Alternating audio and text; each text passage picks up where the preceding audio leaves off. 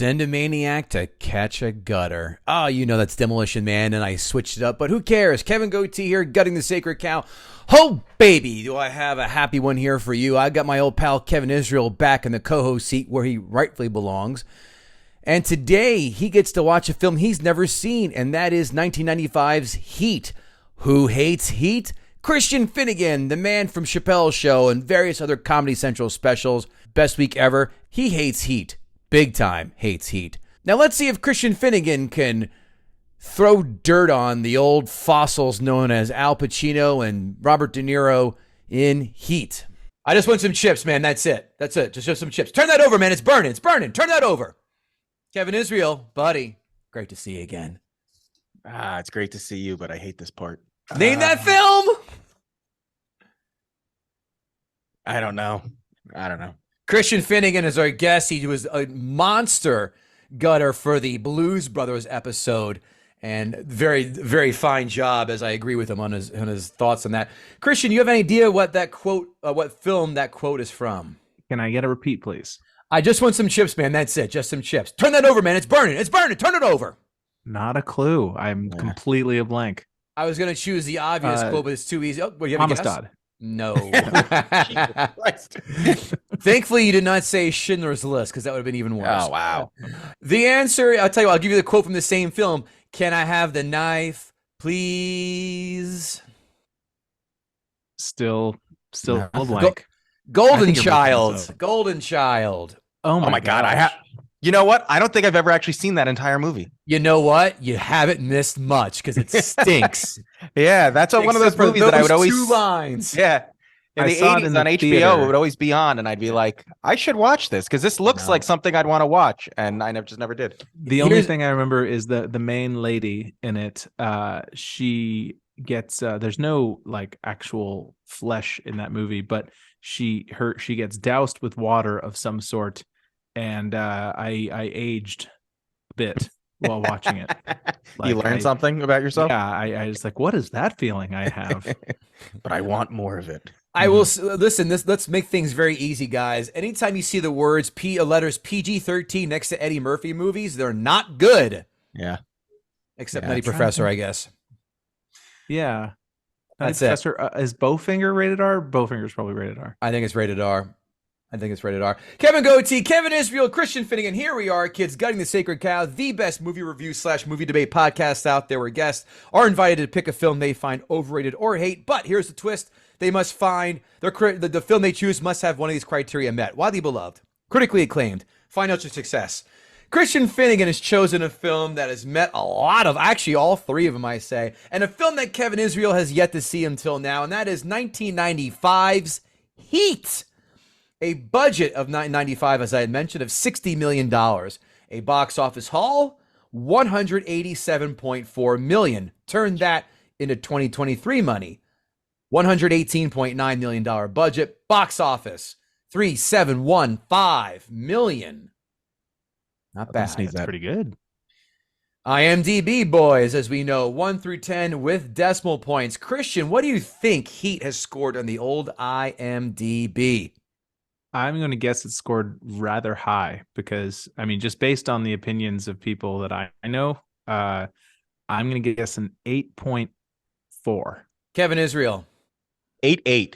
One of you is 1/10 of a point away. Christian Finnegan, 8.3. 8.3. Well done, right. sir. Well, man, I should be on the Price is Right. I was just going to say, Price is Right rules, you'd be over. Good point. Good point. Rotten Tomatoes, 1 through 100, fellas. You know the drill. Kevin Israel, what did the critics give Heat? 84. Christian Finnegan. Critics. 80. I'm going to stick with 84. No, I don't want to pick the same score. I'll say 87. Let's just Ew, this time it's Price is Right rules in effect. 88. Wow. Christian just all over it. He is. Woof. I know my group think. You should be a sniper. Audience score, Christian Finnegan, same scale. 92. Kevin Israel. 93.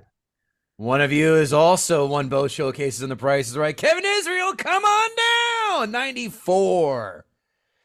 Everyone loves this. I know. film. I played the game. I played it. I played it hard. Quotes. If you don't, I mean, there's only one. There's only one. No. I think there are three. There's one that's a little off the beaten path. It's my favorite one because I love screaming it. Don't waste my motherfucking time. Yeah. Don't let yourself get attached to anything you are not willing to walk out on in 30 seconds flat if you feel the heat around the corner. And Kevin Israel, why don't you do me the honors of the obvious one? Raiders! And your head is all the way up it. I hate it so much. I hate it. I hated it when I saw it. Yeah, we'll get to it. We'll address it. 5 fun facts. Heat is influenced by real life. The character of Vincent Hanna is based on Chuck Adamson, a Chicago-based police officer. Adams spent a significant chunk of his career trying to track down criminal Neil McCauley. That's right. The same name for the real-life guy was used in the film. Except they couldn't rightly call anything that takes place in Chicago heat. Right. Because it's a very cold place. Unless you are going to discount the film Windy City Heat. Oh, good point. Good point. Silly me. Eddie Bunker was a career criminal throughout his teens and early adult life, but he eventually left that world behind. He became a screenwriter and actor. Do you guys know what film he was in? This is who in Heat? Eddie Bunker. Well, he served as the inspiration for John Voight's character, Nate. Now, he looks exactly like a character in a film I have seen countless times. Israel, I think you have too. What character did he play? Or no, sorry. What film was he in? He played. If I give you the character name, you're going to figure out the film in 2 seconds. And this is an LA-based dude? Yes. Yes. LA-based dude. I'm going to say Reservoir Dogs. You, sir, are correct. Reservoir Dogs. Wow. Good guess. I think I even know the guy you're talking about. I can picture in my head. Yeah. The hair gave it away. Wow. Yeah. Very well done. That's ironic when I give my notes. That's interesting. Number 3, none of Heat was shot on a sound stage. All 107 days were done on location. At times, this caused problems. In particular, shooting in LAX proved difficult because when they intended to shoot there, the airport was dealing with a bomb threat from the Unabomber.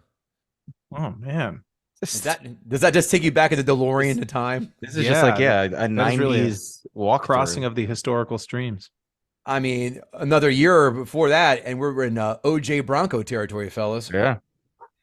Number 4, most of the time, gun sounds would be added to a film in post-production. This makes particular sense, given that you would not want an actual film set to be that loud and chaotic. You hear me, Alec Baldwin? Are you paying attention?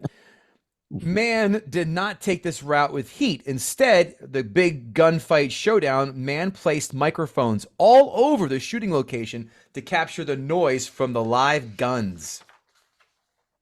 Can you imagine living in downtown LA and hearing guns? I guess it's not that much different than it is now. Okay. Oh, I see what you do too. Are these urban hellholes? Who are you, DeSantis? Come on. No. By 1995, Pacino has delved into a self-parody already. His performances were not subtle, and Heat is no different. In this case, though, it made sense. In 2016, Pacino imagined his character was on cocaine the entire time. This is not in the script per se, but Pacino decided to do this with his character. It sounds to me like Tom Sizemore borrowed a lot of cocaine from Al Pacino's character. How about you guys? Yeah, I mean, you got to know that any Sizemore project, there's going to be there's a guy on set that you can a handler. There's a guy, yeah, Snowman Charlie. How do you think you become a 5th production assistant in any Spielberg or Quentin Tarantino film?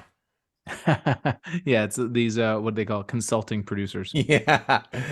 Let's see what the fans want to know from you, Christian, in, of course, our fan favorite, pun intended, segment, Ask a Gutter. At Bango2331, what location or items would you like to see a heist film about that hasn't been made yet? A Renaissance fair would be kind of fun, like some sort of but you have to go like the robbers have to go undercover like as Ren Fair dudes, I think, or any sort of LARPing sort of we've got to steal the fake crown jewels. Yeah, exactly. Like maybe here's what it is. Oh, that's a good idea. That some LARPer is going away for his like weekend LARPing weekend or Ren Fair weekend or whatever, and stops by a like antique store to pick up like a last minute bauble or crown or something because his crappy plastic one broke, and it turns out to be like an actual like heirloom that somehow that was waiting for a criminal who knew it was there. And now they've got to go get it. I love it. Let's make this fucking movie. Let's do it. Like the nerd version of Sword in a Stone, but the crown instead of the sword. Kev, you got to edit this whole thing out. Patent pending. Yeah, this is it. At Jill Loves Kim. By the way, you said you did not pass judgment on my lightsaber before. You said Ren Fair. This is going to clue me in to think that vaguely sexual. Listen, you said Ren Fair. It's a perfectly adequate lightsaber. Oh. You said Ren Fair, which makes me believe that you, sir, are into that kind of cosplay. My older brother was. He was kind of like the Mick Jagger of the LARPing world when I was growing up. It was kind of a big figure in that. So I do know a little bit about it. He was an early D&D adopter. Anybody in my generation, was I. Yeah, anybody. I just turned 50, and anybody who kind of like was in there between 8 and 15 when D&D came out played a little Dungeons and Dragons. We dabbled. I'm the same age as clerics from my paladins. I did a little more than dabble. That's how I got through high school. I'm the same age Kevin Israel. I never played Dungeons and Dragons. It's never, not in our neighborhood, not in that. But saying that he was the Mick Jagger of LARPing, that's like saying you went to the Harvard of cosmetology schools. It means absolutely nothing. All right. Next question at Joe Loves Cam. What short jacked musician should replace Henry Rollins in Heat 2?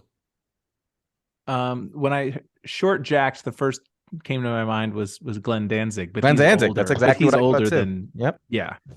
I'd call that dream casting personally. I'm a huge Misfits. Yeah, I'm a huge. First of all, don't ever bring that up nonsense again, Kevin Israel. It is Misfits and Misfits only in this household. How Glenn Danzig was referred to. I have seen him in concert right before COVID. I am seeing him again in a few weeks at the Prudential Center, and I cannot wait to watch 5'1" Glenn Danzig with a 45-pound beer belly slowly strut around the stage and sing Devil Lock. Thank you. Oh, he's fat now? He's been fat, and he's singing Elvis songs now. He had an album that came out last year of him covering Elvis songs. That will be my predetermined piss break then, or a beer run. Unless it's Viva Las Vegas, then I'm a sucker for that. Everybody, no one listens to the end of podcasts. Let's talk about plugs. Christian Finnegan, what are you up to besides LARPing in your cabin in the forest? Well, this is kind of easy thing. I write a newsletter that people can subscribe to called New Music for Olds, which is basically me suggesting new music for people who have stopped looking for it, because most people, they get to a certain age or they have lives and jobs and families and all that, and they don't have time. And I still do. So it's like, and I kind of just serve up some comedy, music related jokes and whatnot, and some random brain farts, mostly music related. That's newmusicforolds.substack.com. And I have 5 comedy albums out, and my most recent special is called Show Your Work, and you can watch it on Prime Video. I am on the eternal quest for new artists, and there's nothing that struck me, and I still refuse to flat out listen to a Jack Harlow song because, he looks terrible. What do you recommend new music-wise? 2 artists for me. What's the last album that you really kicked your butt? That like your last song that like you really got into? That was new? A song. If I were to grab your phone and just hit shuffle, like what might come up? I'm a huge punk fan. Bad Religion is my favorite. Bad Religion and Nirvana are my 2 favorite bands, but I'm also a huge old school rap guy. And rap stopped for me at 2003, the Jay-Z Black album, the third album, The Blueprint. On the punk side, I don't know if you're into like hardcore, but there's a band called Jesus Piece that I super dig. It's really, really heavy, really hard. And I with hardcore, I'm like 1 out of 10. I'll enjoy. It's not really my genre, but for whatever reason, this band Jesus Piece, they have a new album that just came out, and it's kicks my ass. And I don't pretend to be a huge hip hop fan, but I do occasionally find stuff that I like. The last thing I liked was this guy Ruben Vincent, who is he has a couple albums out, I think, but the most recent one is the one that I super got into. It's very, very, a lot of great wordplay, like not like very, very smart, a lot of double entendres and sort of interesting wordplay and stuff like that. So those are my 2 recommendations for you. Just like Two Live Crew, Luther Campbell, I should say. Just kidding. Yeah, no, it's been a slog for hip hop. I yearn for the days of Eric B. and Rakim and other EPMD and stuff like that. KevinIsrael.com, I suppose, is the soup du jour. Anything else you'd like to add in that? Yep. No, I just picked up some July dates. I'm going to be out in Pennsylvania, so check out my calendar. And I have one comedy album out, The Struggle is Real, that you can get everywhere you get your listening stuff. Beautiful. Check out GuttingTheSacredCow.com, of course, GuttingTheSacredCow@gmail.com if you want to advertise with us or say hi. And check out the Joke Community Room in the Metaverse, where you'll be seeing Watching Comics seasons 1 through 8 during our month-long comedy festival in August. And yes, the Joke Community Room in the Metaverse. Also, Fantasy Football Jibber Jabber will be making its return then as well. Fellas, let's get this party started. All right.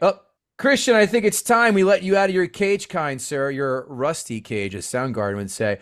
Kevin Israel, let's let the man do what he's done 1 for 1 on so far this show, and that, of course, is Gut the Sacred Cow. Yes! You both just froze. Of course we did. Of course. It sounded perfect on our side. Wow, you guys are really drawing this dramatic pause out. It did sound perfect on our side. Damn it, Kevin. It really did. Go ahead, Christian. Let's hear it. Oh, you want me to give you my piece now? Yes, sir. All right. Listen, I feel like the only people that are going to come. I'm sorry. Let me say this again. I have a lot of friends who love this movie.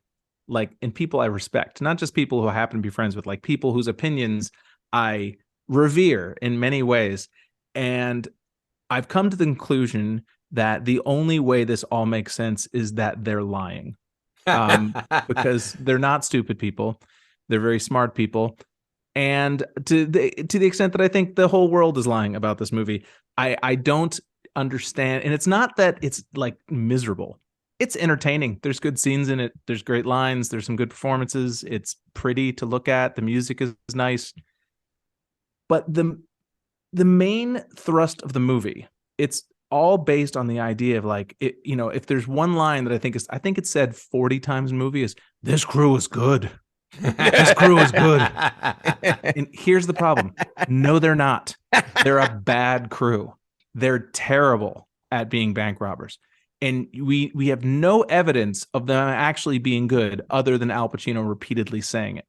Let's just take the very first scene. We are introduced to this crew, and everything goes wrong because they decided to hire some asshole sight unseen in this important bank robbery. Now, maybe there's some justifiable reason why they had to not go with their usual guy and they hired some rando to pull off a bank heist with them.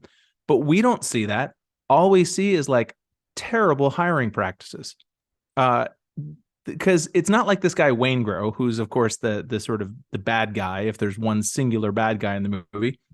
It's not as if he seems really smart and capable, and then it turns out that he's a bad guy. He's no, he's a fuck up from literally the first second you see him.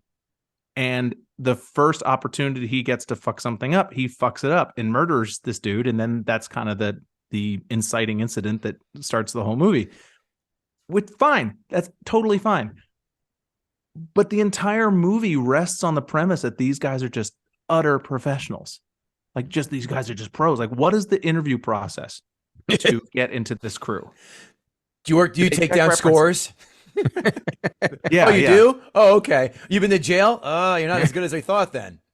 They don't even know the dude. Like he's just some random guy. And I'm sorry if if I've taken the time to go to Arizona to get explosives, because that's another scene at the beginning of the movie where Val Kilmer picks up these explosives. By the way, another little pet peeve of mine, and this is not specifically a heat issue, but I hate it when he goes up to the counter and he's like, yeah, bill it to Jack's Construction in Tucson.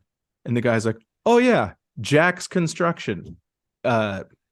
Do you have a VIN number? Do you have like a tax ID? Do you have any sort of do you have any paperwork? Do you have a product code? You know what I mean? Like you can't just go to, and first of all, just Jack's Construction. It reminds me of a movie like when somebody will say, give me a beer, that classic. Yes. It's that thing. Chris, you know, it's even worse when you work at a bar and they go, give me a beer. And then we would say, what flavor? Yeah, what flavor? Same thing. I just like, how difficult is it to be like, Jackson and Sons Construction, whatever, just Jack's Construction, Tucson. Oh, sure. Let me ring that up for you. Let me ring up these highly dangerous explosives for you. Pre 9/11 was a great time for criminality. I'm sorry. I know it's pre 9/11. I know things were a little different, but it wasn't that different. Like you would have to give some sort of information to pick up, demolition explosives. Yeah, but have you seen Val Kilmer's smile? It's so goddamn disarming. That ponytail. Yeah. Yeah, that's another thing too. It's like, great job going, unnoticed when two of you have giant long ponytails. Waingro and Val Kilmer both have these ridiculously like identifiable haircuts. I'll speak for defense on that. I'm just going to play the Steven Seagal card. It was the 90s. Everyone had ponytails. It was a badass. Defense rests. Good point. And you would think that like in Robert De Niro too, it's like, he had what we call the goatee, which I'm sure you relate to, Kevin. Sure. But it really is a Van Dyke. But but it's like you think that like after this heist gone wrong, you would want to change your appearance slightly. And it seemed like one easy way to do that might be to take 30 seconds to shave your goatee, because you did take 30 seconds after this heist gone wrong to change into a suit for some reason to go meet up with John Voight to give him these bearer bonds. I'm sorry, this is very obscure scenes in the movie. I just refreshed my memory of it this morning, so it's very fresh in my head. But my general overall point is just that like we're constantly told that this crew is good, and they really are not. They're really not, because again, and then so what do they do after the heist goes wrong? Let's have our big post-crime meeting at a crowded diner. That makes a lot of sense. Like that's where they go. They murder 3 people.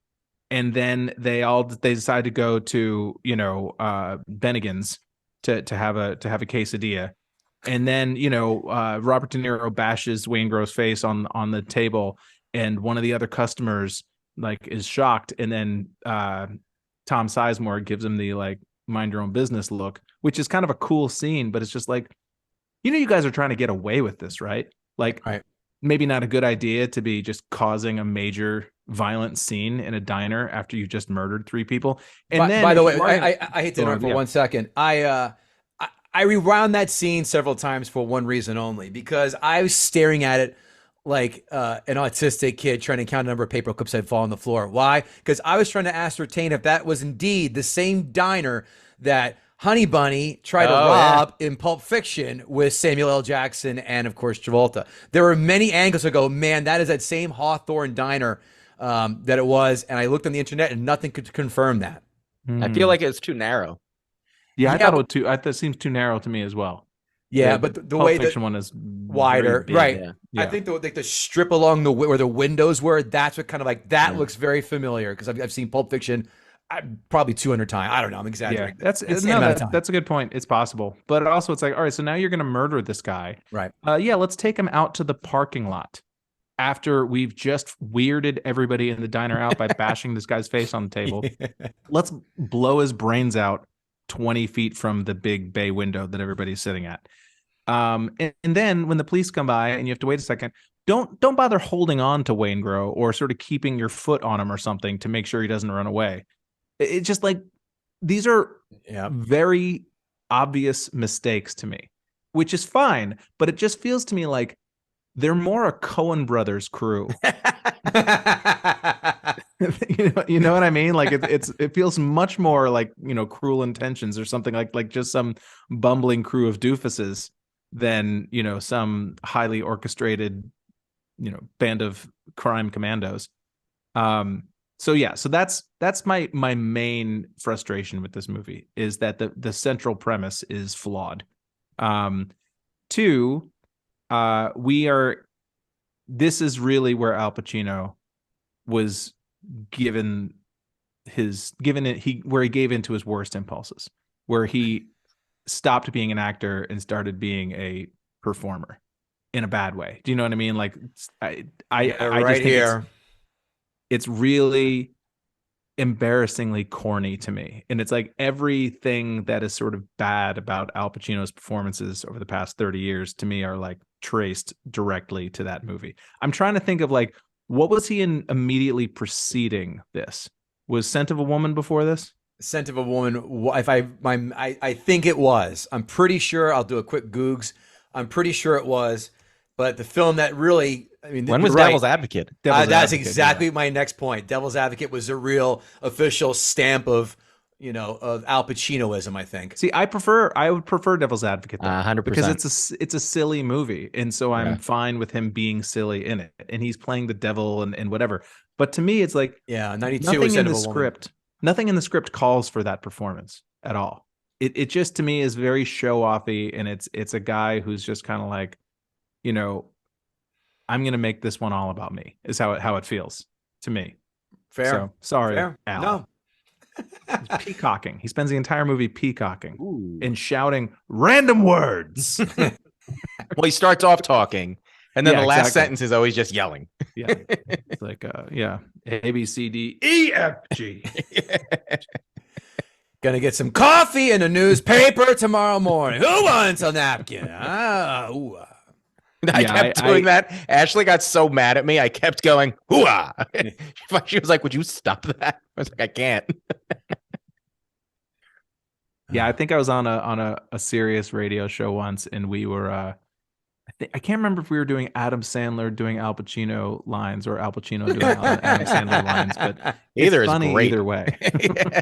I'm dying to hear the Pacino into Adam Sandler. That's the avenue I want to go down. Want to touch the hiney? So hot, Veronica Vaughn. So yeah, I mean, when you watch The Godfather, it's so, I'm not the first or 50th or 100th person to make this observation, but it's just shocking that it's the same actor. That he was so still and so small with his acting choices and so nuanced. And there's just nothing of that in sort of the other Pacino, the one that we've come to know over the past 30 years. And I, just on a personal level, I miss that old actor. I'm not a huge fan of the peacock. He started getting high on his own supply. Well, it worked to his benefit. I think before that he was definitely thought of as a great actor, but he probably wasn't as big of a celebrity as he then became. I think that he became sort of a kind of the late 20th century version of a meme, which that's a great observation. I like turtles.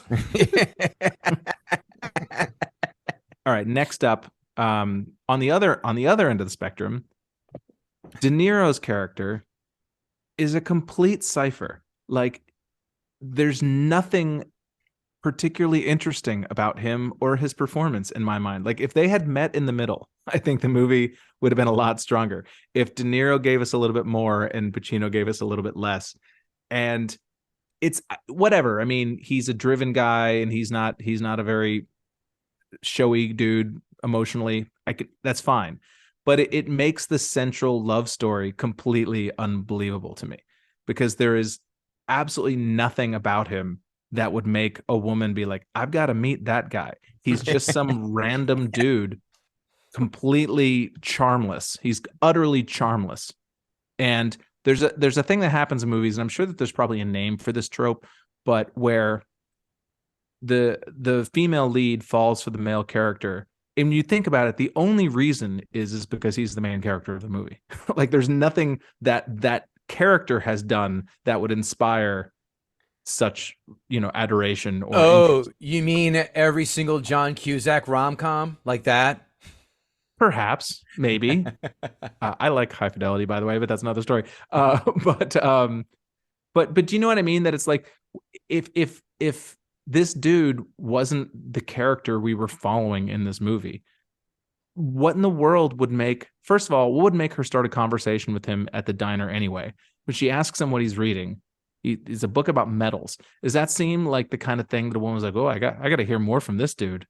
This guy seems like he's really gonna light my panties on fire." You know what I mean? And he's a total jerk to her when she introduces herself, because he's a criminal and like, why are you asking all these questions? But for some reason, and the reason is because she needs to care about him in order for the plot to move forward. She stays engaged in this conversation with this guy who's completely uninteresting, reading a book about fucking metals, and is a complete prick to her for the first 60 seconds of their introduction. And I was gonna say, what if Al Pacino was the one with the book on metals? I'm more of a tungsten man myself. Yeah, see, you laugh, but I would buy that a little more. I would buy that a little more. I'll give you some tungsten. Yeah, he's just not. And also, his main premise is, you can't have anything in your life. I almost went into Trump there. I don't know, like, you can't have anything in your life. You're willing to drop it with the heat's around the corner. His whole shtick about, which he says to Chris, he says to Val Kilmer first, and then he later says to Al Pacino about, being out the door, not having any attachments. He doesn't do that either. He's completely wrapped up in Val Kilmer and Ashley Judd's relationship in a way that he doesn't need to be. Like, he's completely wrapped up, even the notion of this being a really tight crew. The reason that they get caught is because they all go out to fucking dinner together, like they're coworkers on like a business retreat, like, oh, let's all get dressed up and go have dinner together. I mean, if you're really concerned with not getting busted, that's just not the kind of thing you do. And the whole reason is because they identified Tom Sizemore, and then they're all at dinner together, and that's that guy, that's that guy, that's that guy. And by the way, the whole notion, that slick thing, is so tenuous. I know. It is such a thin fucking branch. Like, it's the whole way it's introduced. First of all, it's completely just like, he only says it twice. He says it very under his breath. It's not like he's like, "Hey there, slick," because that's the thing I say. I call people slick. Right. And so then when Pacino is talking, I don't remember what the character is. The black guy's brother. Yes, that dude. Fucking Tone Loc, guys. Tone Loc, right. That's so funny. Tone Loc? When he started talking, I was like, is that fucking Tone Loc? Yeah. It would be great if he goes, "We're going to have to drink tonight, fellas. I'm going to have a funky cold Medina." All right. And that's what happens when bodies start slapping. At some point, he works out the conversation. Well done. So, the whole, like, and him just sort of randomly throwing, this slick is a bad motherfucker, or whatever he says, and that perks Al Pacino's ears. Like, that's such a weak way to try to get that. But it wasn't even his nickname. It was what he called other people. So why would you call him that? When he was, yep. It is tenuous. So there's that. So I think we covered a lot of that so far. We spent a lot of time on the relationship between Ashley Judd and Hank Azaria, which is fine, I guess, but I don't feel like none of that was like totally necessary. And also Diane Venora, who plays Al Pacino's wife or girlfriend or whatever, for some reason, just there's nothing against her. I'm sure she's a fine, wonderful person. Sometimes there's just certain actors that you just don't like, you just don't click with. I never enjoyed her in anything, and there's nothing. I'm sure she's a wonderful person, but it's just, so that's in the whole thing with her in their marriage. I don't care. That's maybe a me thing, but I don't care. And also, it's kind of betrayed. The first time we see them, they're having this like passionate love affair, they're having sex in the morning and they're like, seem to be kind of a great relationship, not even a good relationship, seem to be in a great relationship. And then halfway through the movie, we're told they're like, oh no, they're actually about to split up. They're a terrible relationship. Like, okay, I guess if you say so, and now she's bringing over some other dude. All right, sure. It just, none of it makes logical sense to me. But I think we all just tell ourselves that it all comes together because people want to love this movie because it was Pacino and De Niro's first movie, and because people love Michael Mann, I guess, because he made pretty TV shows. Last of the Mohicans as well. He didn't make that was Michael Mann. Yeah, I'm pretty damn sure it was. No, I know he did Manhunter, and he did Miami Manhunter. Vice. He did Collateral. I love Collateral. Love Collateral. Miami Vice. It's so funny that that's really funny. I was going to compare this to Collateral. Yeah, he did. I mean, he has a look. His movies have a look. Yeah, Last of the Mohicans, Heat, The Insider, Ali, Collateral, Miami Vice, the movie, Public Enemies, Black Hat. Miami Vice, the movie was terrible. It was terrible. Thief, he did with James Caan, by the way, another good one. Mm-hmm.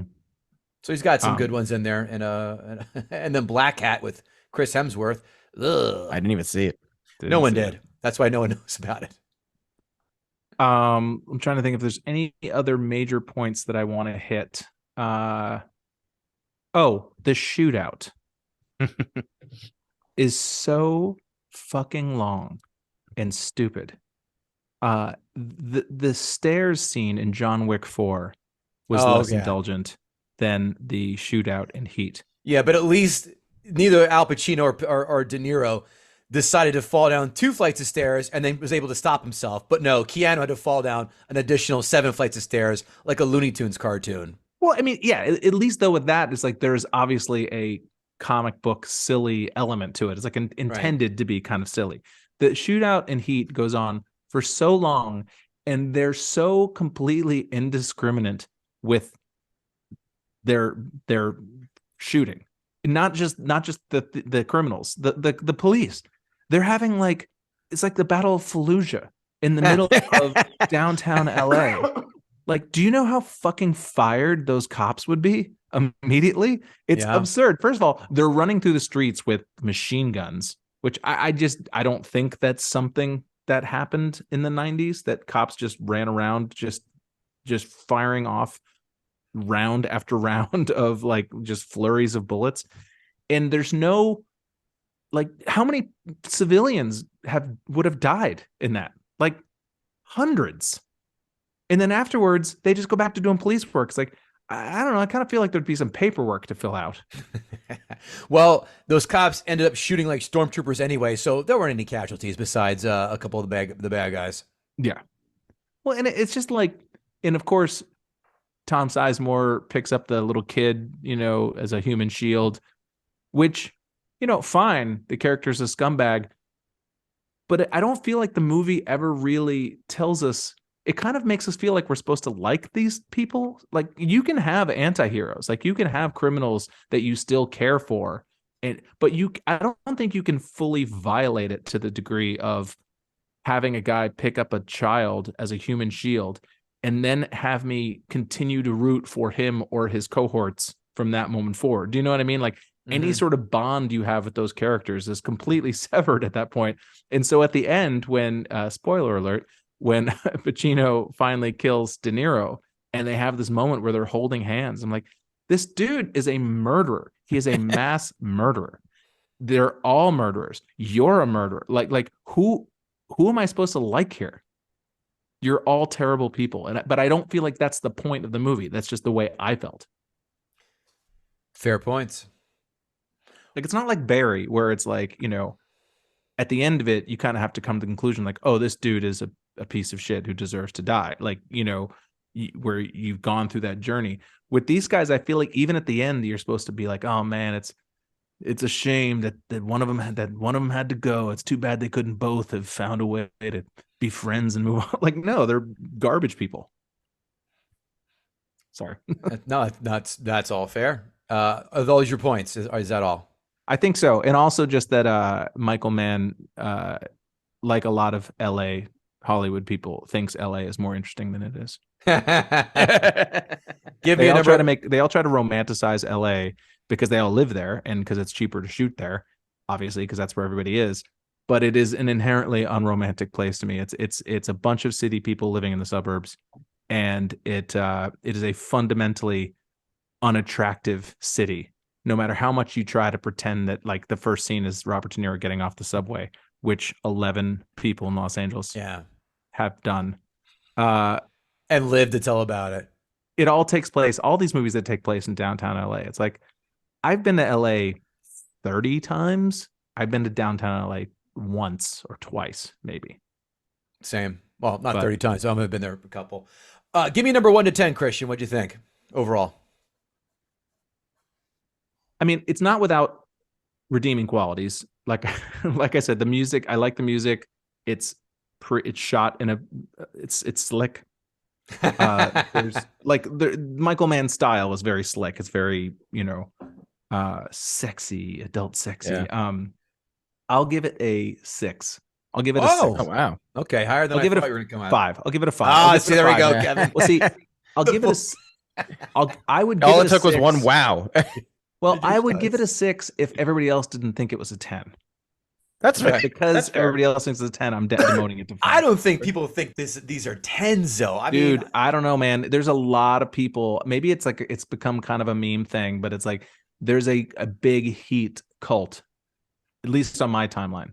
All right, Kevin Israel, why don't you jump on in the fire? So I am much younger than Christian. I am 47, and as a proud Gen Xer and a lover of all things 90s, it's shocking to me that I never saw this movie. And everybody always raves about this movie. Like, this is one of those movies that whenever you're talking, somehow Heat comes up. And I have to be honest, I had no idea what this movie was about. None. I knew Robert De Niro and Pacino were in it, and it was a cop and a criminal, and that's it. I didn't know if they were friends. I didn't know if the criminal was trying to get the cop to do a crime. I didn't know anything. I didn't even know Val Kilmer was in it. I knew nothing about this movie. And so when I told my wife that I was watching it, she goes, "Oh my God, you're going to love this movie. All the movies you love, you're going to love this movie." And I was really excited, because sometimes we have to watch some duds on this podcast. And I was like, this is going to be it's a movie I should have seen, that I'm going to be like, oh, how did I not watch this for, 30 years? I didn't watch this movie. It's 2 hours and 50 minutes long. Mm-hmm. That is absurd. Yeah. I regretted it when I realized that I picked this movie, because I was have to watch it again. I didn't know you at that point, and I was motherfucking you, because I started at 9:00 last night. I was like, it's a 90s action movie, hour and 45, maybe, no, fucking almost 3 hours. We're talking Endgame. Like, what? Okay. So I was like, well, all right, but it's such a great movie. It'll be 3 hours of awesomeness. Pacino, De Niro asking the great question: can good guys do bad things? Can bad guys do good things? Is good bad? Why is Al Pacino screaming all the time? Like, we were answering all the questions. This movie, I'll start with my first point that I always like to start off with: character development. Mm-hmm. This movie has none. It has absolutely no character development. It just tells you who these characters are and how you should feel about it. And fuck you if you don't. Because look, Val Kilmer is a bad husband and a bad father, and he's got a ponytail, and that's all you need to know. And he drives a Corvette like that. So that's what he yells at his wife, and he throws stuff, and he walks out, and that's all you need to know about him. And it's just like, it's like even the cool action movie stuff. Like, Val Kilmer was supposed to be this SIS badass, I guess, and he like, at no point did he show how he was like so bad and dangerous, and like, other than the scene where he was like with the sniper gun, but like there was just they gave you nothing, and that literally happens. Kevin, Al Pacino specifically told you this crew is good. Yeah, right. And look, I'm going to apologize in advance, because I'm about to repeat everything Christian just said, just with probably a little more anger. And then every other character, I'm actually upset about your points about De Niro and Pacino, because I agree with it totally. It was like they made a bet, and Pacino was like, I'm going to overact, and De Niro was like, I don't give a fuck. And then they just did that. And it's so obvious. And like the whole thing, like they only share the screen twice in a 2 hour and 50-minute movie, but they're 2 times on screen. You're not going to give a shit. Like, it just, And it's funny. That was the reaction when the movie came out. At least it was sort of middling and muddled. It was like, well, it was a good movie. It's great that they're in a movie, but the scene, they're only in the one scene, and it wasn't really that big of a scene. And the whole conversation at the diner was just a dud. It just didn't. And so built off of that conversation, you're supposed to believe there's this like Luke Skywalker, Darth Vader, He-Man, Skeletor-esque mano a mano Batman Joker like chemistry between these two. Why?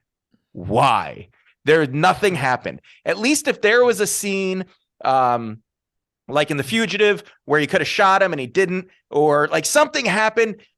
Anything happened between the two of them that gave it some kind of chemistry, some kind of meat, but there was nothing other than Pacino is obsessed with his job and got to get his man. Why? Because they tell you, because that's who he is. It's and he tells you telling, no showing. Yeah. What's that? The whole movie is telling and not showing. And that's honestly, I hate that in movies. Yeah. And that's part of why this movie is so long, because they spend so much time telling you what you're supposed to know and care about and not enough time showing it to you. The action in the movie is bland at best, and maybe that's a 90s movie, but I feel like if I went back and watched Bad Boys, the action scene, like the car chase scene at the end, probably has more excitement than this entire movie had in it, and that was a fucking Michael Bay movie. Yeah, like, there's no action in Heat that rivals the chase scene in Running Scared. No, which is not even a particularly great movie. Yeah. And by the way, to reference Michael Bay again, this is a monster ensemble cast. Like every time somebody comes on, I was like, he's in this fucking, like literally everybody in this movie was somebody or was going to be somebody. Right. And it's all so wasted. There's a scene in Armageddon, and I get everybody, whatever you think about Armageddon, but there's a scene in Armageddon when they all leave the tanker and they go out to do their own thing, and you get a little piece of what each of these guys is. And then when they comes back and everybody, and then a bunch of them die, you care about them a little more because you know something about them. And they didn't tell you, they showed you. They showed you that the one guy was close with his mom. They showed you that the one guy was a gambling addict and the other guy was a cowboy or whatever. And it was like enough to be like, okay, these are people. These are more than just whatever they are. They didn't even do that in this movie. They gave you nothing about these characters that made you go, oh my God, like I feel so bad. Like so when they introduced the ex-con who's on parole and trying to make it right, and you're supposed to care, like you're going to care about this guy because he's trying to do it the right way. And he comes on and my wife goes, this is so sad. Which, by the way, as somebody who's never seen a movie before, almost had me divorce her. Thanks for ruining it. Like, don't tease. Like, now I know exactly he's gonna die. Like, clearly he's gonna die. But so they introduce him, and you're supposed to care about, like, he's struggling. He's got this shitty job, this shitty boss. And then randomly, De Niro ends up in his diner. Just so happened when Danny Trejo was like, I can't do it. And he's like, oh, I know him. He could be our driver. And then he just goes up to him and he's like, yeah. And was there any moment where you thought the guy was going to say no? Was there any chance where you thought the guy was going to say no? Live? Yeah, right. Exactly. Yeah. And also it's like you made the same mistake that you made the first time. You just hired some dude just sight unseen, just like, great, you're hired. Right. Exactly. Exactly. And so then he dies and I didn't care. Like, it wasn't even like a good death. It wasn't even wait. Pedro Serrano or Trejo? Dennis Haysbert. Yeah. Pedro Serrano. Oh, is that his name? Yeah. In Major League it is. Major League, right? Okay, sorry, silly me. Yeah, it was. Oh God, it was just, and you could have cared about him. Like, that was there was a possibility there, and then they did what they did with the entire rest of the movie. To your point about them being terrible criminals, you're absolutely right, and I agree with everything you said. And I'll yes and you, as Kevin likes to say. The scene where they finally robbed the bank, which, by the way, they knew the heat was on. These are supposed to be smart, thought out, precision criminals. They knew the heat was on them. They knew they'd been made. Why would they have done it? They shouldn't have done it, or they should have just gone to a different fucking city and robbed a bank somewhere else. They had to do. okay, you can get past that. Like this, we were committed to this. We got to do it. Fine. And then they just walk out of the bank without like no disguises or anything. And they think they're going to get away with it after every single person knew what they looked like. And De Niro knew they knew what they looked like. They just walk out and think they're going to get away. That's insane. That was their getaway plan. Like the fucking. Wait, you mean to tell me? You mean to tell me that you don't give any credence to Tom Sizemore stopping, fixing his hair, and putting on a pair of sunglasses? Totally different guy. I had no idea who he was. Clark Kent. Literally, the dead presidents were such better criminals. Oh, you motherfucker! That's in my notes. That's the exact analogy I use. Son of a bitch. Son of a bitch. Like precision, and they stayed in their little group of 4, and it was that. There were so many movies that did what this movie did better and shorter and tighter, and you care about them more. And it's just mind blowing that this movie is so revered, and that like my wife, who I truly have to consider my relationship with her now, like was like so certain that this like, and then they like characters didn't even make, like they introduced Henry Rollins, and Henry Rollins looks a certain way. He looks like he's going to be a badass enforcer. Like you thought he was going to do something. Yeah. And he does nothing in the movie. And then the only thing he does is get his ass beat, and then he like whimpers. Like, what was the point of that character? And then the money launderer, who is kind of the mixes up the whole thing. William Fichtner. Come on. Yeah, right. He dies. He dies the most irrelevant death. He just gets shot. There was no consequence to him other than we need him to move the plot forward. They steal something. They need to steal it for somebody. Who they steal it? This guy. And this guy's going to say, well, they can't rob from me. And then the movie starts. Like, and it was just all done so sloppy and long-winded. The women in this movie, I'm not a rampant feminist, and I'm not one of those guys that's like, women need better representation in every movie. This movie is one that women should get behind and be like, this was terrible to women. Every woman in this is just sad, kind of pathetic woman who all she can do is have sex or cry. And like, that's it for women in this movie. And the 3 main women in this movie were all duds. They were all, you didn't really care about them. Fucking Val Kilmer's wife, Ashley Judd. Like, were you supposed to feel bad about her? Was she supposed to be? I felt like that relationship could have been its own movie. Like it's like they try to put too much into the movie, and so therefore they don't give anything any room to breathe. The only character they give any room to breathe is Dennis Haysbert, who they immediately kill. Like the only sort of origin story or any sort of character development you see is this guy who then immediately dies as soon as he signs on. Sorry, Christian, I'm gonna cut you off.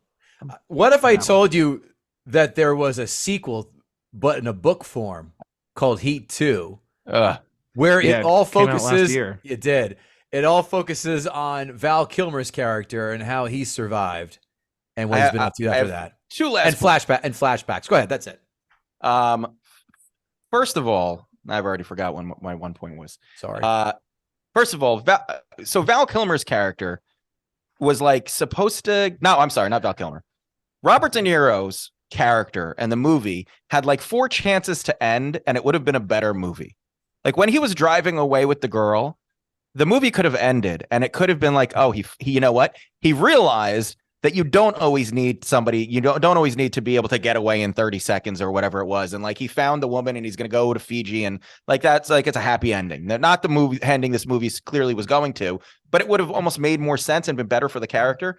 Then at the end, when you see him come out, look at her in the Camaro, and he starts to walk away, I really thought the movie was going to end there and just be like, shit. He was like, no, fuck you. I have to live my life this way, and walk away and disappear into the crowd. And Pacino was going to be like, I couldn't get him, so he doesn't get that gratification. And the movie ends. And I tell you what, there would have been a much better movie to me if it ended that way. Absolutely. Because it would have underscored the whole point is that he walked away like he said he was going to do, and it ruined his life. He had his chance at happiness. Right. And Pacino's not going to be happy because he can't be with this woman, and he can't get his man, and he's going to be frustrated his whole life. Yeah. Final point. Or I would say the other way it could have ended, which would have been better, is if he came back for her and got killed. Like that would have given it like Greek tragedy sort of thing. Like, you had the sort of Chekhov's gun thing of like, you have to be able to drop everything. And then De Niro isn't able to do. I mean, I guess that's sort of what happens with killing Waingro, but it's like, it would have been a much more dramatically satisfying thing for him. I have to go back for love, not just to kill this dude, you know? And how unfulfilling was it when he did shoot him? That's like, oh, I expected a lot more than that. Is that your last point? So anticlimactic. And lastly, the daughter. Why did she even? Why was she? Why? And then I guess first I was like, oh my God, they killed her in the bathtub. Like they got to her and they killed her. And then I was like, oh, I think she was supposed to have committed suicide. And then she had cut her legs, which I didn't even know that's a thing when you try to commit suicide. And then she doesn't die. So there's no pay. So why did that all happen? Because it was just so the two of them could get together and he could realize he could never be with her, which we kind of already knew. And they just beat it to death. The whole movie, like it was on the precipice of being like good in some ways, and then each time it just fell on its face. I really wish after Pacino shot De Niro, he said, if you can't handle the heat, get your ass out the kitchen. And that movie ended. And it would have been like, oh, that was at least worth it. The build up to that punchline was worth it. This movie stunk. I give it a 4. Whoa. These notes brought to you by GuttingTheSacredCow.com. Please leave us that 5-star rating, 2 or 3 sentence review on your podcast platform of choice. You know I love shotting. What's the proper verb on that? Can I get a witness? Screen shooting, let's just call it that. Our favorite 5-star reviews and posting on social media, of course, that being at GTSC Podcast. And of course, anytime you see our content on the socials, just go ahead and tickle that like button for us. It really helps us out. Notes! In the first 95 seconds of this film, we are reminded how 90s this film is when we see Val Kilmer with his t-shirt firmly tucked into his jeans that may or may not be Jordache. I couldn't quite tell. But were close. The sleeves cuffed? Because that was rolled up like a flow was coming. Yeah. Who would have guessed that out of Val Kilmer, Tom Sizemore, Al Pacino, and Robert De Niro, that the latter wouldn't be dead or retired due to health complications? Wayne Grow, not to be confused with former Jets head coach Al Grow, looks like he would lead the charge on Insurrection Day into AOC's office. God damn it, Mom. Put the paper down and help Natalie Portman find her barrettes, for Christ's sakes. Is the LA Times that riveting you couldn't help out your kid? She's having Didn't you just hope she killed herself? Oh. What do you think Heat 2 is about? Yeah. Spoiler, Natalie Portman swinging the shower like Michael Hutchins. Here's a that doesn't happen. How does that homeless witness who sees that armored car get knocked off have a working TV in his shopping cart while under a goddamn overpass? There's no electricity. That's a good point. Is the there no TV is on? board? Yeah. What, 55-footer there? Jesus. I'm not going to give it that satisfaction, Christian. I'm not allowing that. Hey, what's funnier? Robert De Niro and Al Pacino having kids in their early 100s or their filmographies of the last 20 years? It's all sad. That was a rhetorical question. Thank you. It sure was. Welcome to phase 2 of Al Pacino's career. Phase 1, the high-pitched Al Pacino and Dog Day Afternoon. We're going to hold the bank up. This is phase 2, hoo-ah, Pacino. Phase 3, Pacino. Adam and Sandler doing Jack and Jill, Pacino. And phase 4 is coughing up viral dust into a 29-year-old with granddaddy issues. Jeez. That's your Pacino timeline, kids. Ah, yes. Ashley Judd when she was a complete smoke show. And then when she stopped getting roles, started losing her mind. Ah, love this Ashley Judd. I've never seen conversation like Neil and Edie had with two strangers in a diner who weren't completely shit-faced, because no one talks to each other at a diner. I've done a lot of drunken nights at diners, and I know you have too, Kevin Israel. I've met a lot of women in random places, but a diner, never one of them. Nope. Unless you count drunkenly proposing to a third shift diner waitress as she serves you disco fries. Does a professional loner like Neil look like he'd be wowed by an introverted bookstore employee? Me neither. It's a book about metals. Yeah. I love William Fichtner in every single role he's in, Go being my favorite. Do you remember when Henry Rollins did every action film in the 90s for a hot minute and it completely stopped? Those were fun times, right? I love Pedro Serrano getting bossed around by the diner manager that looks like Clint Howard's stunt double with Down syndrome. That's a great observation. Thank you. Kevin Israel, you said this in our earliest That Doesn't Happen. Pacino and De Niro are kings of hanging up the phone without saying goodbye. I said it to my wife when it happened. I was like, nobody says goodbye. You know how many people in the movie universe must just be like, hello?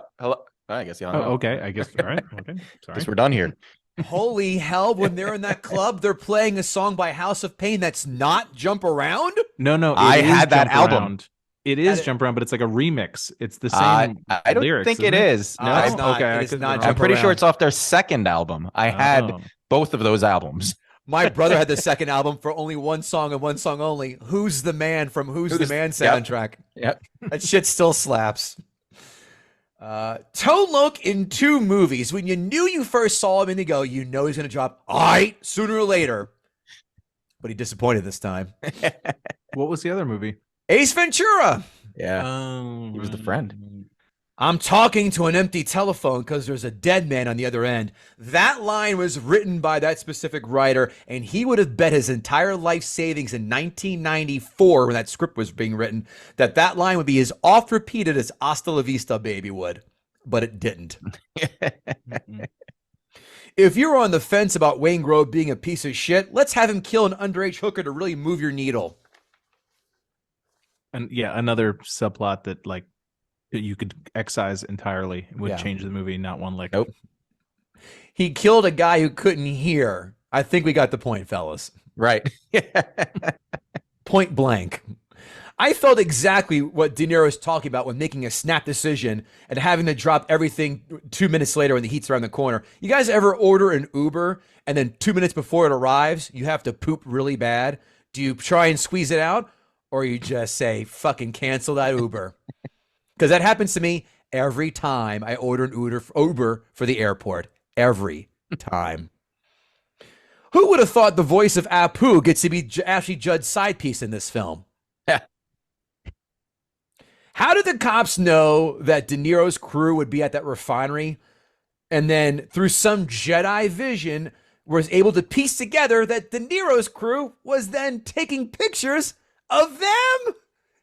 I'll tell you why. Please, because they're good. Was good. They're good. I knew it. Yeah, good.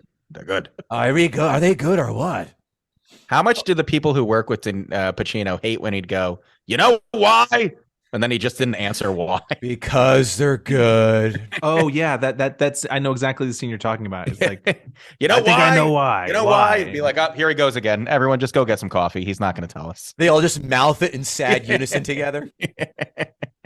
The only thing that would be more unbelievable from Pacino chasing De Niro to take him out to coffee is him paragliding out of that police helicopter on top of the car. Really? We're going through this ornate chase scene to get to go, can I buy you a cup of coffee? Like, we're doing this. All that. How the hell did Wayne Grove know to contact Van Zandt? I'm waiting. Yeah. I had a real problem with that. That's a dubious plot. But I go, where is the connection being made here, guys? That's a very good question. Yeah, because he's brought on at the last minute. He doesn't even know Tom Sizemore's name. Like, they don't even know each other. So somehow he knows the guy who set up the deal, who went through John Voight. Like that. There are a lot of points of this movie where I was like, I guess I just wasn't paying attention. No one noticing De Niro's crew walking out of a bank with machine guns hanging out of their suit jackets. Kevin Israel stole my line. The most charismatic bank robbers in movie history, the dead presidents, and it ain't even close. Especially when he goes, I am not a crook, and then moons the camera. Love it. Love it. I like this gunfight scene. I don't care. It goes on a while. It's different. It's shot differently. I appreciated it. I still dug it. By the way, this is such a good, considered one of the best gunfights in movie history. It's shown to Marine recruits in weapons training. Really? Yes, it is. The internet confirmed that, so you know it's true. Can we retire films that have the one kid stop in the middle of a gunfight or a stampede, scream mommy, and then someone has to save him, or in this case, be held a hostage? This trope needs to fucking die already. Thank you. Because I just watched The Birds again, and lo and behold, they're running from the birds. One girl, mommy, and the birds are pecking at her, and they have to go back, pick her up. Holy hell, look at Jeremy Piven with that Ron Jeremy mustache. Ironically, both have been questioned in sexual harassment issues, and both are terrible at stand-up comedy. Yeah. Henry Rollins' apartment has some of the flimsiest glass. They brush up against the glass and kapow, they're on the balcony wrestling like they're pretending they're in a gladiator film. Movie glass, we need to stop this trope too. Every time someone just brush up against the glass, like Stone Cold Steve Austin just came with 2 Miller Lights and started pounding it. Christ. We all know this is not a real life situation when Robert De Niro is chasing down a white girl love interest. Oh, I see what you did. Well, it's a fact. The last fourth of this film really drags. After that gunfight, boys, this plods on like you're in line at TSA and you don't have pre-check. Holy shit. They could have cut out a lot of the scenes with the Neil and Edie trying to figure it out if she should quit working the fiction section of Barnes & Nobles to live her life with a bank robber who is 4 to 5 inches shorter than she is. I mean, that went on way too long. Pacino throwing a fit. You can't watch my TV. And then kicking that TV he so loves out of a moving car when there are a bunch of homeless people at a bus stop who said, here you go, and handed it off to them. I actually thought, and this is ridiculous, I thought he was going to offer the TV to the homeless guy, and it was going to be the homeless guy who had the other TV, and it was all going to come full circle. Wow, see, they should have had you on set. This is why WGA strong. This is why you need writers on set. So you would have had 2 TVs. They needed 6 more TVs to recreate the remote control set from 1985 with Ken Ober. By the way, Natalie Portman looks the same now as she did as a teenager. That girl refuses to age, which would make her character then a prime candidate for Al Pacino now to impregnate her. Jesus. I avoid any and all creepy Natalie Portman discourse. I like how a lot over the years. There has been, especially when Moby lied about banging her. Did you read that? I did. I like how Pacino tells his wife, "I'm not what you wanted." Gee, couldn't you figure that out 2 marriages ago that he's not the marrying type? You mean you're shocked that a cop who does nothing but chase good bank robber crews and shitheads, as he said too, isn't looking to take you away to a beautiful weekend at a Mount Airy lodge? Really? It took you this long to figure out he's not a good husband? Okay.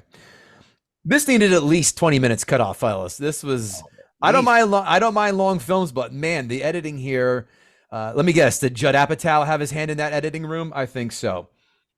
How about the part where Pacino sees De Niro running outside the hotel, sees a cop standing there and he goes, "Throw me a shotgun." And the cop goes, without asking, "Who the hell are you?" Right. Throws a shotgun. So true. Next time you see next time you see a cop outside with a shotgun, just start running by and go, "Throw me that shotgun," and see if he does it. The cat and mouse aspect at the end was kind of good, but at that point the horse had left the barn. I love this movie when I first saw it when it came out. I own it. I've had it. After, I don't know, let's say 5 or 6 rewatches, this storyline really gets muddled in that final act. I have so many questions as I just posed. They really brush over why Danny Trejo screwed them over. And as I said before, how Van Zant gets in touch with Wayne Grow. I really liked the first 3/4 of this film. The shootout after when De Niro killing Wayne Grow and all that, it plods along. But you guys really exposed a lot of warts. I'm dropping my score from a 7 to a 6.5. I liked it. Still good, but a lot more holes than I remember. And you're right, Israel. You said it before. I'm bringing mine down to a 4. Now that we've talked more about it. This podcast has opened up a lot of eyes, willing and unwilling. Yeah, I was like, oh boy, you got to take some points off. All right, let's see who the people who think they have a more important opinion than we do, who are a bunch of blowhards, have to say about this. Critics 5-star reviews. The gloriously excessive indulgence Michael Mann allowed himself after his brisk bracing masterpiece, The Last of the Mohicans. That was a phrase, not a statement. Man ups the ante in all the formulaic elements by instilling them with a grandiloquence they may not even deserve. Ugh, Jesus. I don't like this person already. 26 years after his release, I'm not sure that Heat has ever been battered as an action film or as a crime, been bettered as an action drama or as a crime drama or as an action film. No one's calling this an action film. An action film really is four main people, and to call it an action film: Stallone, Schwarzenegger, Van Damme, Seagal, Wesley Snipes. Am I missing one? In the 90s, I'm talking about. Harrison Ford. Harrison Ford. Okay, Sort sure. of. Sure. Besides Indies and the, Indies and Air Force One. And Like The Fugitive and stuff like that, What would you call The Fugitive an action film? I wouldn't. You call it would. drama. What'd you call it? Yeah, I call it drama. A thriller, drama. an action drama. I call it a thriller, drama, action, comedy, romance. Romance. Romance. I didn't kill her. I don't care. Critics, 1-star reviews. Criminal and police face off in Bloody's 90s action adventure. So why is that a 1-star rating? All right. Great. So, yeah, sure, true. You really nailed them there, buddy. Got him. So why doesn't Heat, with its elaborately staged, tautly edited robberies, its killer cast, edgy score, and elegant cinematography offer more satisfaction? It's the script, stupid. That's what they write. The performances are persuasive, but the plot rattles on much too long. As the final credits rolled, someone behind me muttered, "That was so long, De Niro could have gone to prison in the first scene and finished his sentence before the movie was over." Amazon, 5-star reviews. It's all in caps. This is why I'm going to raise my voice. Robert De Niro and his henchmen are constantly building tension within this film. Their camaraderie is a single feature in this movie that clicks with reality. In my opinion, we know it's your opinion, you wrote it, it is the best cops robbers film ever portrayed on the big screen. And do you have intimate knowledge of criminals' camaraderie? Like you said, that very realistic, or however you phrase it. I mean, I guess Ocean's 11 kind of gave us an insight on criminals' camaraderie. I guess so. Yeah. As good as it gets. Forrest Gump, Apocalypse Now, and Heat. The must-have collection if you can only pick 4. I wouldn't have 4 of any of those in a pack of 4. As good as it gets? No one has brought that up in the last 25 years. Random, yeah. Yeah. Not even Jack Nicholson in a conversation of what films have you done in the last 25 years. You'd forget that one. Father and son sitting on a couch watching a movie. There's a screenshot of both of them with tears in their eyes. The shot moves inward to only find the Vatican emerging from afar to bring Santa and the missus to their new home. Ah, it's Christmas. Nothing better. Jesus. That sounds like a Martin Scorsese fever dream to me. How about you guys? Next one. If you've played GTA 5 and haven't seen the film, WTF, yo. This movie is excellent, and it may have the single best shootout scene of any movie ever. Signed, Dixie Carter. Amazon, 1-star reviews. Nothing but shooting and killing interspersed among supposedly meaningful scenes between a bunch of violent men and their problematic relationships with women due to their violence. Alternates between smarmy and boring. Signed, Quentin Tarantino. What a boring, pointless waste of time. It says this is a psychological drama. There's zero psychology and more drama in an episode of Adam 12. This is a simple crime drama. They've taken a few couple robberies, probably from old TV shows, and stretched them into 3 hours with a lot of irrelevant scenes like people sitting in bars or pulling up in cars. Ah, rhymes. That's cute. The stellar cast is totally wasted. Voight and Kilmer only have a few lines. Pacino's crude, arrogant belligerence is a total turnoff. There are too many characters to get interested in any of them. No one thought to put any thought into the robberies as they were pulled off with brute force. If you like straightforward action movies, you like this, but it isn't what it says it is. Don't be fooled by false advertising. Can I get my $2 back? There you go, Kevin Israel. $2. Lock and load. And get ready to clutch the pearls on this one too, buddy. Okay, so maybe this movie's a classic, but it is slow. It's the same old story. Good cop chases bad guys. His wife complains that he's never around. There is a bunch of sex and pointless talking. Personally, I like stories with more of a twist. Bunch of sex. There's one scene and an assumed second with De Niro and it's another pet peeve of mine. And I'm not trying to be a creep, but it's like it's bra sex, Yeah. which is always the lamest. It's like, come on. That's And I was creeped out watching Pacino make out with somebody. Oh, I don't me know too. why, Oh yeah, but I was like, this isn't sexy at all. because you know his breath tastes like black olives or something. Like it's, Garlic, is that where we're gonna go? I loved black olives. Poor, ugh, hate it. Gross. I'm with I you. used to work at a pizza place when I was a teenager, and I would have to empty giant cans of black olives. Like, and the smell of it is the most nauseating thing. I worked in a restaurant, and I completely agree. The olives still, skin crawl. No thanks. But hey, guys, that's what Beverly D'Angelo had to deal with every day for several years because she dated, I think married him, but I know dated him. And now for a quick version of what's funny, who's funnier, ChatGPT or KG? They have written, ChatGPT has written 5 one-liners. And let's see what they came up with. Why did the bank robber watch Heat before every heist? Because he wanted to learn from the pros and avoid any rookie mistakes. Dun-dun-dun. What did the cop say to the popcorn during the intense shootout in Heat? Stay calm, buddy. This is just some heated action. Well done. Ooh-ah. I'm sorry, I gotta get a pencil real quick. Copyright. ChatGPT is not taking our copyright? jobs Yeah. yet. Why did Al Pacino's character in Heat always carry a thermometer? Because he wanted to make sure the heat was on during every intense moment. That was the best one yet. And find more jokes like these in The Struggle is Real. Don't give away my secret. How did the director of Heat motivate the actors during filming? He told them, remember, folks, this movie needs to be hotter than a stolen car on a summer day. If I only had a gong in this house.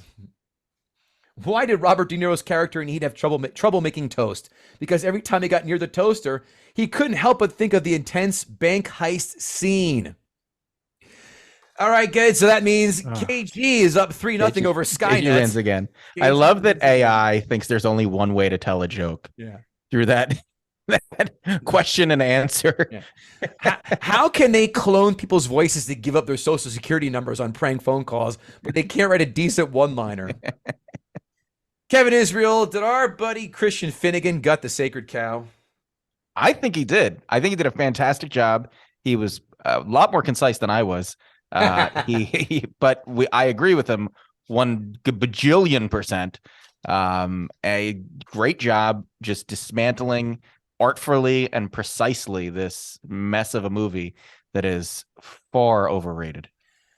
I agree. If you get, you know the drill. If you get me to drop my score, I also cut out the gutting. So 2-0 for Christian Finnegan. And I agree with your opinion much more about Blues Brothers than I do with this, but that's all right. I definitely agree that this film has lost a little luster. That's going to do it this episode for Gutting the Sacred Cow. We'll see you all later.